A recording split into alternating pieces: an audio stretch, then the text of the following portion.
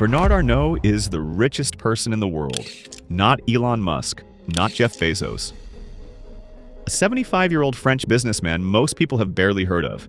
He's worth $211 billion. He controls 75 luxury brands. If you've bought anything premium in the last decade, clothing, jewelry, champagne, cosmetics, luggage, there's almost a 40% chance he owns it. Louis Vuitton, Dior, Moet, Hennessy, Dom Perignon, among others. All one man. All one strategy. But here's what's strange. Arnault didn't create any of these brands. He didn't design products. He didn't invent anything. He did something else. Something most people miss when they look at luxury. He understood that luxury isn't about products. It's about control. And once you see his strategy, you realize he didn't build a fashion empire. He built a monopoly disguised as excellence. Bernard Arnault is 35 years old. He's working in his family's construction business. Comfortable, not wealthy, certainly not rich. Then he hears about an opportunity. Boussac Saint-Frère, a massive French textile conglomerate, is bankrupt. It's bleeding money. The government wants it gone. Buried inside this failing company is one asset: Christian Dior. Dior in 1984 is not the Dior of today. It's struggling, outdated, damaged by years of excessive licensing, losing money. Everyone sees a liability. Arnault sees something else. He convinces his father and outside investors to help him buy Boussac for $15 million, pocket change for what it contains. There's one condition. He must save the entire business, protect the jobs, revive the textile operations. He agrees. He has no intention of keeping that promise. Within months, he guts the company, sells the operations, cuts thousands of jobs, keeps only one thing: Dior. The French press destroys him, calls him a vulture, a raider. He doesn't care. Because he's already identified the pattern that will make him the richest person alive. Here's what Arnault understood long before anyone else. In the 1980s, luxury was fragmented. Dozens of heritage brands, almost all family-owned, small, capital-constrained, stuck in tradition. Hermès run by the Hermès family, Chanel privately held, Gucci a dysfunctional family business, Louis Vuitton barely expanding beyond France. Beautiful products, terrible business models. Arnault saw luxury brands for what they really were: underperforming assets with unlimited pricing power. A Toyota Camry in 1985 cost $10,000. Adjust for inflation, still roughly the same. A Louis Vuitton bag in 1985 cost $400. Today, $2,500. That's not inflation. That's brand equity. Luxury defies the normal laws of economics. Raise prices, demand rises. Create scarcity, demand explodes. Add heritage, and value appreciates with time. Arnault looked at this and thought, if these brands can raise prices forever, what happens if one person owns all of them? Not compete with luxury, acquire luxury, consolidate luxury, control luxury. That's not a fashion insight. That's Rockefeller logic applied to handbags.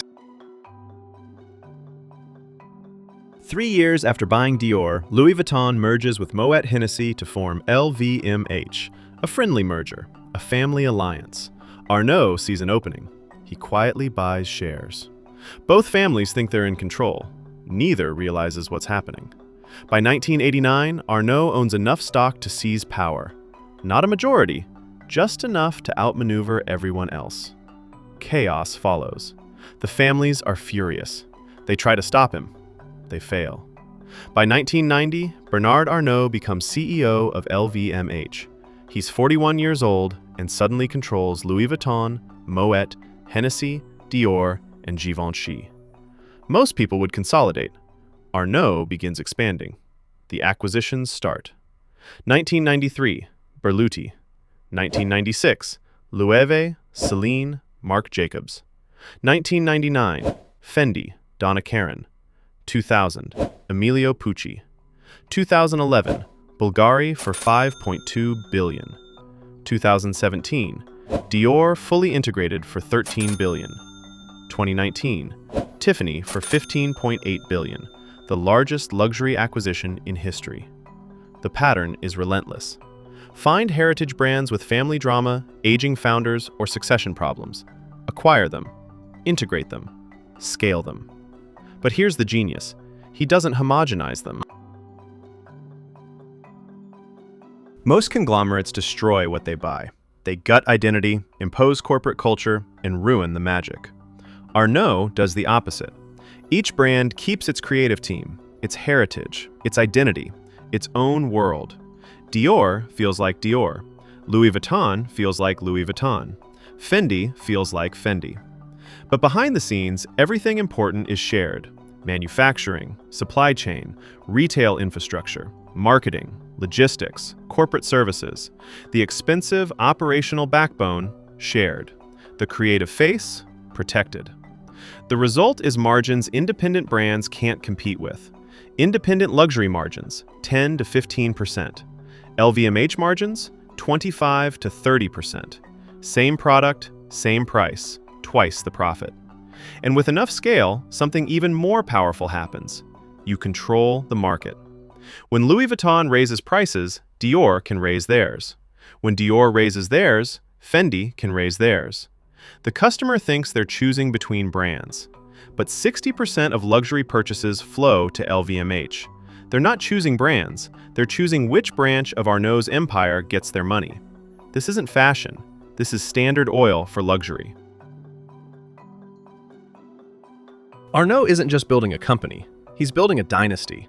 LVMH is held through a family holding company. Arnault controls 48% of the shares. His 5 children run major brands. Delphine Arnault, CEO of Dior, Antoine Arnault, CEO of Berluti, chairman of Loro Piana, Alexander Arnault, executive VP at Tiffany, Frédéric Arnault, CEO of Tag Heuer. They're not heirs, they're operators. When Arnault dies, there won't be a power struggle. They'll already be running the machine. This is generational wealth, not money, but systems. Rockefeller wasn't wealthy because of oil. He was wealthy because of the institutions built around the oil. Arnault is doing the same thing. But instead of oil, he industrialized aspiration. And the timing is perfect. Luxury is exploding globally. China rising, India emerging, Middle East expanding. LVMH revenue in 2000, 11 billion. 2010, 23 billion. 2020, 53 billion. 2023, 86 billion. The trajectory is exponential, and Arnault owns almost half the category. So what does Arnault's strategy teach us? First, real wealth is ownership, not creation.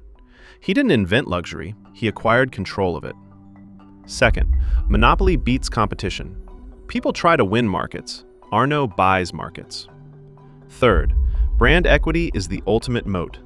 Factories can be copied, software can be copied, heritage cannot. A century of cultural value is impossible to replicate. Fourth, think in centuries, not years.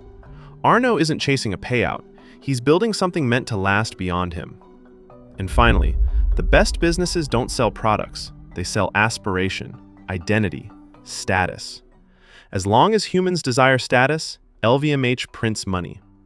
Arnault industrialized human psychology. That's the empire. Bernard Arnault is 75 years old and worth over $200 billion. He still shows up to the office, still reviewing acquisitions, still expanding. The strategy hasn't changed in 40 years. Find valuable brands, acquire them, integrate them, scale them, keep their identity, capture their margins. Repeat until you own the market. The luxury market is projected to hit $400 billion by 2030. LVMH will own half that growth. Not by making better products, but by owning the category itself. Control beats competition, always. And once you see how Arnault plays the game, you start noticing the pattern everywhere. Not just in luxury, in tech, in media, in every industry where someone quietly bought all the rivals and turned the market into a monopoly. Arnault didn't play the game, he bought the board. That's what made him the richest person alive. If you want to understand the strategies behind the wealth, not just the stories, subscribe. Once you see how the game works, you can't look at success the same way again.